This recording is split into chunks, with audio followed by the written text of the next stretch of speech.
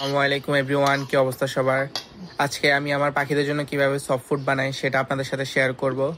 প্রথমে গাজর, বিটরুট এবং কলমি শাক মিক্সচার করছি এবং তারপরে একটা ডিম সিদ্ধ করে ভালোভাবে মিক্স করে নিলাম।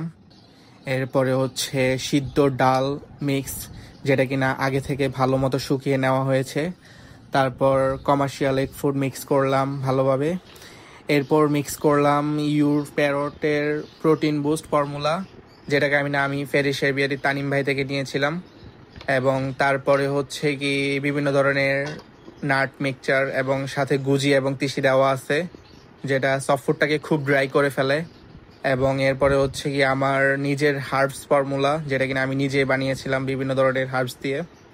এবং হচ্ছে হিমালয় পিঙ্ক সল্ট, যেটা আপনার ফেদার প্লাকিং ইস্যু থেকে দূরে রাখে পাখিকে। আর ভালো মতো মিক্স করে নিলাম সবগুলো উপকরণ যাতে মিক্স হয় ভালোভাবে সেটা অবশ্যই লক্ষ্য রাখবেন। এবং এটা অবশ্যই শুকনা হইতে হবে, একদম শুকনা জর্জরা হতে হবে। তারপর চলে আসলাম সেটআপে পাখিদেরকে সার্ভ করব সবগুলাকে। শুরুতে আমি আমার পেলফেলা পেয়ারটাকে দিলাম। অবশ্যই 1 চামচের বেশি দেওয়া হয় না, যাতে প্রপারলি শেষ করে।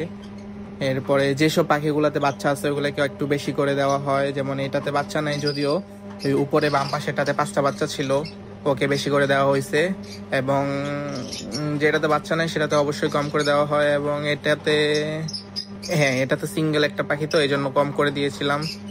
এবং এটাতে আমার 6টা বাচ্চা একসাথে আছে, এই জন্য ভালো করে বেশি করে দিতে হয়। এবং আস্তে আস্তে সবগুলোকে সার্ভ করতেছি। সফট ফুড বানানোর ক্ষেত্রে বেশ কয়েকটা জিনিস খেয়াল রাখতে হবে, সেটা হচ্ছে কি আপনাকে সফট ফুডটা অবশ্যই শুকনো হতে হবে। ডাল মিক্সচারগুলোই সবচেয়ে বেশি ঝামেলা করে। এবং যেটা করতে পারেন, আপনি ডালটাকে ভালো মতো সিদ্ধ করে একটা নরম সুতির কাপড়ের মধ্যে ভালোভাবে ছিটিয়ে রেখে দিবেন, যাতে করে যতটুকু পানি আছে ওই কাপড়টা শুকিয়ে নেয়। এতে করে তাড়াতাড়ি পানিগুলো শুকিয়ে ফেলবে।